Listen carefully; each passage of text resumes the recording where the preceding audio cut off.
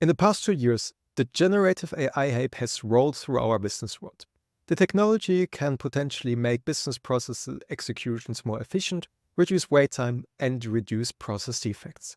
There are consumer-grade interfaces like ChatGPT that make interacting with an LLM easy and accessible. Anyone with experience using any chat application can effortlessly type a query, and ChatGPT will always generate a response. Yet, the quality and suitability for the intended use of our generated content may vary. This is especially true for enterprises that want to use generative AI technology in their business operations. There are dozens of techniques, patterns, and architectures that help create impactful LLM-based applications of the quality that businesses desire. Different foundational models, fine-tuned models, architectures with retrieval augmented generation, and advanced processing pipelines are just the tip of the iceberg. This video, we will show how we can qualitatively and quantitatively evaluate generative AI applications in the context of concrete business processes. We will not stop at generic benchmarks, but introduce approaches to evaluating applications with generative AI. After a quick analysis of the generative AI applications and what they do in business processes, we will look into the following questions. In what context do we need to evaluate generative AI applications to assess their end-to-end quality and utility in an enterprise application? When, in the development lifecycle of applications with generative AI, do we use different approaches for evaluation, and what are the objectives? How do we use different metrics in isolation and in production to select, monitor, and improve the quality of our generative AI applications? With this overview, we will give an end-to-end evaluation framework for generative AI applications in enterprise scenarios that we can use for any application. An organization lives by its business processes. Everything in a company can be a business process, such as customer support, software development, and operational processes. Generative AI can improve our business processes by making them faster and more efficient, reducing wait time, and improving the outcome quality of our processes. Yet we can further divide each process activity that gives us generative AI even more. The illustration that you see here shows the start of a simple business process that a customer support agent of a telecommunications company has to go through. Every time a new customer support request comes in, the customer support agent has to give it priority. When the work items on their list come to the point that the request has priority, the customer support agent must find the correct answer and write an answer. Afterward, they need to send the email to the customers and wait for the reply, and then they iterate until the request is solved. We can use a generative AI workflow to make the find and write answer activity more efficient. Yet this activity is often not a single call to ChatGPT or another LLM, but a collection of different tasks. In our example, the telco company has built a pipeline using the end engine process platform that consists of the following steps. First, extract the question and generate a query to a vector database. The example company has a vector database as a knowledge retrieval for retrieval augmented generation. We need to extract the essence of the customer's question for the request email to have the best query and find the best sections in the knowledge base that are semantically as close as possible to the question. Secondly, find this context in the knowledge base. The semantic search activity is the next step in the process. Retrieval re-ranker structures are often used to get the top K context chunks relevant to the query and sort them with an LLM. This step aims to retrieve the correct context information to generate the best answer possible. Number 3. Use context to generate an answer. This step orchestrates a large language model using a prompt and the selected context as input to the prompt. And last, write an answer email. The final steps transforms the pre-formulated answer into a formal email with the correct intro and ending to the message in the company's desired tone and complexity. The execution of processes like this is called the orchestration of an advanced LLM workflow. There are dozens of orchestration architectures in enterprise context. Using a chat interface, that uses the current prompt, and the chat history is also a simple type of orchestration. Yet for reproducible enterprise workflows with sensitive company data, using a simple chat orchestration is often not enough in many cases. And advanced workflows, like those shown in the picture that you see here, are needed. Thus, when we evaluate complex processes for generative AI orchestrations in enterprise scenarios, looking purely at the capabilities of a foundational or of a fine-tuned model in many cases is just a start. In the next part, we will dig deeper into context and into orchestration and what we do with it. When evaluating the performance of generative AI applications in their orchestrations, we have the following choices. We can evaluate a foundational model in isolation, a fine-tuned model, or either of those options as part of a larger orchestration, including several calls to different models and RAG. This has a lot of implications. Publicly available generative AI models like GPT-4, Llama 3 for large language models, and many others were trained on the wisdom of the world, especially the wisdom of the internet. Their training sets include a large corpus of knowledge from books, world literature, Wikipedia articles, and other internet crawls from forums and blog posts. There is no company internal knowledge encoded in a foundational model. Thus, when we evaluate the capabilities of a foundational model in isolation, we can only evaluate the general capabilities of how queries are answered. However, the extensiveness of company-specific knowledge bases that show how much the model knows cannot be judged. There's only company-specific knowledge in foundational models with advanced orchestration that inserts company-specific context. For example, with a free ChatGPT account, anyone can ask, "How did Goethe die?" The model will provide an answer because the key information about Goethe's life and death is in the model's knowledge base. Yet, the question, "How much revenue did our company make the last year in Q3 in EMEA?" will most likely lead to a heavily hallucinated answer, which will seem plausible to inexperienced users but completely wrong. However, we can still evaluate the form and representation of the answers, including style and tone, as well as language capabilities and skills concerning reasoning and logical deduction. Synthetic benchmarks such as ARC, Hellas RAG, or MMLU provide comparative metrics in those dimensions. We'll have a deeper look into those benchmarks later. Fine-tuned models are built on foundational models. They use additional datasets to add foundational knowledge into a model that has not been there by further training of the underlying machine learning model. Fine-tuned models have more context-specific knowledge. Suppose we orchestrate them in isolation without any other RAG or other ingested data. In that case, we can evaluate the knowledge base concerning its suitability for real-world applications in a given business context. Fine-tuning is often used to focus on adding domain-specific vocabulary or sentence structures to the capabilities of a foundational model. For example, suppose we train a model on a corpus of legal court rulings. In that case, a fine-tuned model will start using the vocabulary and producing the sentence structure that is common in the legal domain. The model can combine some concepts from old cases, but it fails to quote the right sources. Orchestrating foundational models or fine-tuned models with retrieval augmented generation, or RAG how we call it, produces highly context-dependent results. Yet, this also means a more complex orchestration pipeline. For example, a telecom company, like in the example that we had before, can use a large language model to create embeddings of their customer support base and store them in a vector store. We can now efficiently query this knowledge base in a vector store with semantic search.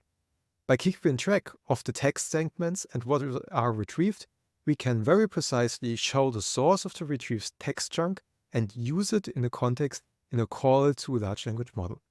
This lets us answer our questions end to end. We can evaluate how well our application serves the intended purpose end to end for such large orchestrations with different data processing pipeline steps. Evaluating those different types of setups gives us different insights that we can use in the development process of generative AI applications. We will look a little bit deeper into that next. We develop generative AI applications usually in different stages. 1. Before building, 2nd, during building and testing, and 3, in production. With an agile approach, these stages are not executed in a linear sequence but iteratively. Yet the goals and methods of evaluation in the different stages remain the same regardless of their order. Before building, we need to evaluate which foundational model to choose or whether to create a new one from scratch. Therefore, we must first define our expectations and requirements, especially with respect to execution time, efficiency, price, but also in terms of the semantic quality. Currently, only very few companies decide to build their own foundational models from scratch due to the high costs and the updating efforts. Fine-tuning and retrieval augmented generation are the standard tools to build highly personalized pipelines with traceable internal knowledge that leads to reproducible outputs. In this stage, synthetic benchmarks are the go-to approach to achieve comparability. For example, if we want to build an application that helps lawyers prepare their case, we need a model that is generally good at logical deduction and has the specific knowledge of the language that we need. During building, our evaluation needs to focus on satisfying the quality and performance requirements of the application's example cases. In the case of building an application for lawyers, we need to make sure we have a representative selection of limited old cases. Those cases are the basis for defining standard scenarios of the applications based on which we will implement the application. For example, if the lawyer specializes in financial law and taxation, we should select a few of the standard cases for which this lawyer has to work with and create scenarios. Every building and evaluation activity that we do in the phase has a limited view of representative scenarios and does not cover every instance. Yet, we need to evaluate those scenarios in the ongoing step of application development. In productive use, our evaluation approaches focuses on quantitatively evaluating the real-world usage of our application with the expectations of live users. In production, we will find scenarios that are not covered in our building scenarios and in our example cases. The goal of the evaluation in this phase is to discover those scenarios and gather feedback from live users to improve the application further. The production phase should always feed back into the development phase to improve the application iteratively. Hence, the 3 phases are not in a linear sequence but interleaving. With the what and when of the evaluation covered, we have to ask how we are going to evaluate our generative AI application. Therefore, we have 3 different methods: synthetic benchmarks, limited scenarios, and feedback loop evaluation in production. For synthetic benchmarks, we will look at the most commonly used approaches and compare them. The AI to reasoning challenge, ARC, tests an LLM's knowledge and reasoning using a dataset of 7,787 multiple-choice science questions. These questions range from the 3rd to the 9th grade and then divided into easy and challenge sets. ARC is useful for evaluating diverse knowledge types and pushing models to integrate information from multiple sequences. Its main benefit is a comprehensive reasoning assessment, but it's limited to scientific questions.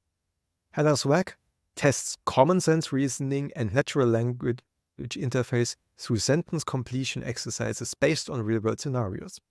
Each exercise includes a video caption, context, and 4 possible endings. The benchmarks measures an LLM's understanding of everyday scenarios. Its main benefit is the complexity added by adversarial filtering, but it primarily focuses on general knowledge, limiting specialized domain testing. The Massive Multitask Language Understanding, or MMLU, benchmark measures an LLM's natural language understanding across 57 tasks covering various subjects from STEM to humanities. It includes 15,900 questions from elementary to advanced levels. MMLU is ideal for comprehensive knowledge assessment. Its broad coverage helps identify deficiencies, but limited construction details and errors may affect reliability. Truthful QA evaluates an LLM's ability to generate truthful answers addressing hallucinations in large language models. It measures how accurately an LLM can respond, especially when training data is insufficient or in low quality. This benchmark is useful for assessing accuracy and truthfulness, with the main benefit of focusing on factual, correct answers.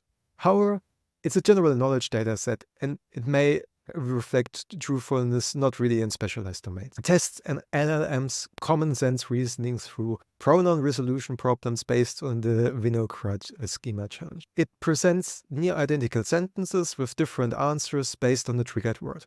The benchmark is beneficial for resolving ambiguities in pronoun references featuring a large dataset and reduced biases. However, annotation artifacts remain a limitation. The GSM-8 benchmark measures an LLM's multi-step mathematical reasoning using around 8,500 grade school level math problems. Each problem requires multiple steps involving basic arithmetic operations. The benchmark highlights weaknesses in mathematical reasoning, features diverse problem framing, but however, the simplicity of problems may limit their long-term relevance. SuperCLUE enhances the CLUE benchmark by testing an LLM's NLU capabilities across 8 diverse subtasks, including Boolean questions and the Winograd schema challenge. It provides a thorough assessment of linguistic and common sense knowledge. SuperCLUE is ideal for broad NLU evaluation with comprehensive tasks offering detailed insight. However, fewer models are tested. Human Eval measures an LLM's ability to generate functionally correct code through coding challenges and unit tests. It includes 164 coding problems with several unit tests per problem. This benchmark assesses coding and problem-solving capabilities, focusing on functional correctness similar to human evaluation. However, only covers some practical coding tasks, limiting its comprehensiveness. MTBench evaluates an LLM's capability in multi-turn dialogues with simulating real-life conversational scenarios. It measures how effectively chatbots engage in conversations following the natural language flow. With a carefully curated dataset, MTBench is useful for assessing conversational abilities. However, its small dataset and the challenge of simulating real conversations still need to be improved. All those metrics are synthetic and aim to provide a relative comparison between each others. However, the concrete impact of those LLMs for a specific use case in a company depends on the classification of the challenge in the scenario to a benchmark. For example, in use cases for tax accountants where a lot of math is needed, a GSM-8K would be a good candidate to evaluate that capability. Human Eval is an initial tool of choice for the use of LLMs in a coding-related scenario. However, the impact of those benchmarks is rather abstract and only gives us an indication of their performance in an enterprise use case. This is where working with real-life scenarios is needed. Real-life scenarios consist of the following components: case-specific context data that you input every time you have a new case, case-independent context data, a sequence of tasks to complete, and an expected output. With real-life test scenarios, we can model different situations like multi-step chat interaction with several questions and answers, complex automation tasks with multiple AI interactions, processes that involve RAG, and multimodal process interactions. In other words, it does not help to have the best model in the world if the RAG pipeline always returns mediocre results because your chunking strategy is not good.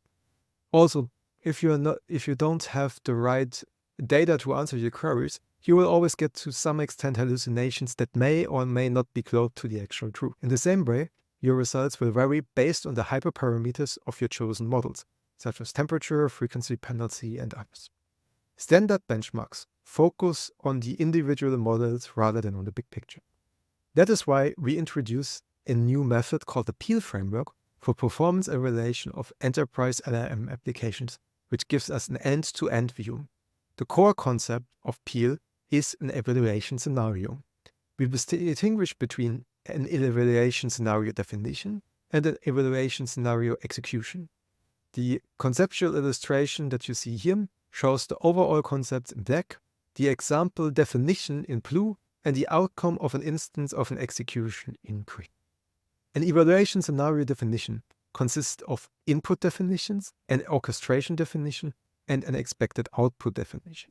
For the input, we distinguish between case-specific and case-independent context data. Case-specific context data changes from case to case. For example, in a customer support use case, the question that the customer asks will differ from customer to customer. In our example evaluation execution, we depict one of the cases. The email inquiry reads as follows. Dear customer support, this is my name. How do I reset my router when I move to a different apartment? Kind regards, name. The knowledge base where the answers to the questions are located are in large documents is case independent. In our example, we have a knowledge base with the PDF manuals from the routers AR83, 93, 94, and BD77 stored in a vector database. An evaluation scenario definition has an orchestration. An orchestration consists of a series of several steps that can get in the evaluation scenario execution executed in sequence. Each step has inputs that it takes from any of the previous steps or from the input to the scenario itself. Steps can be interactions with LLMs or other models, context retrieval tasks, or other calls to data sources. For each step, we distinguish between the prompt or the request and the execution parameters. The execution parameters include the model or method that needs to be executed, and there's the hyperparameters. The prompt or the request is a collection of different static and dynamic data pieces that are gathered and concatenated, as you see in the picture. In our example, we have a 3-step orchestration. In step 1, we extract a single question from a case-specific input context. We use the question in step 2 to create semantic search queries in our vector database using the cosine similarity metric. The last step takes the search results and formulates an email using an LLM. In an evaluation scenario definition, we have an expected output and an evaluation method. Here, we define for every scenario how we want to evaluate the actual outcome versus the expected outcome. And therefore, we have the following options: exact or match or regex match, semantic match, or manual match. In exact match, regex match, we check the occurrence of a specific series of terms and concepts and give the answer a 0 or a 1 if the terms appear. With semantic search, we use an LLM to check if the text is semantically close to what we expected. Therefore, we also assign a number between 0 and 1 and say how well this matches. Or manual match, where humans evaluate the output and give it a score between 0 and 1. An evaluation scenario should be executed many times because LLMs are non-deterministic models. We want to have a reasonable number of executions so we can aggregate the scores and have a statistically significant output. The benefits of using such scenarios is that we can use them while building and debugging our orchestration. When we see that we have 80 out of 100 executions of the same prompt, a score of less than 3, we use the input and tweak the prompts to add another piece of data to our fine-tuning before the orchestration. The principle for collecting feedback in production is analogous to the scenario approach. We map each user interaction to a scenario. If the user has larger degrees of freedom for interaction, we might need to create new scenarios that we did not anticipate during the building phase. The user gets a slider between 0 and 1, or stars, where they can indicate how satisfied they were with the output. From a user perspective, of course, the number can also be simplified into different media, laughing, smiling, sad smileys, or stars. Thus, the evaluation is the manual match method as we introduced before. In production, we have to create the same aggregations and metrics as before. And these are really our learnings that I had from working with a lot of customers in projects, in production, but also in proof of concepts. We need to have a framework that we introduced now to, in each of the phases that we are, evaluate what we are doing, make the best choices, and build the best applications possible. With that, thank you very much for listening to me. I hope you enjoyed this video. And if you enjoyed it, please give us a thumbs up, give us a subscription, and we are going to upload many more videos like this